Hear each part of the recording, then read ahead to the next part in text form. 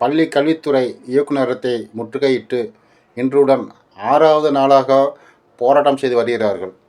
சம வேலைக்கு சம ஊதியம் கேட்டு இடைநிலை ஆசிரியர்களின் போராட்டம் இன்றும் தொடர்ந்து கொண்டு உள்ளது. இதற்கு முதல்வர் ஸ்டாலின் அவர்களே பதில் சொல்ல வேண்டும். அவர்களின் வாக்குறுதியை நிறைவேற்ற முடியாமல் இன்று தடுமாறிக்கொண்டிருக்கிறார். மேலும் தூய்மை பணியாளர்கள் கொரோனா காலத்திலிருந்து இன்று வரை கஷ்டப்பட்டு வேலை பார்த்து வரும் தூய்மை பணியாளர்களை அவர்கள் கேட்கும் நியாயமான கோரிக்கையை நிறைவேற்றி தர முடியவில்லை நமது திராவிட அரசு.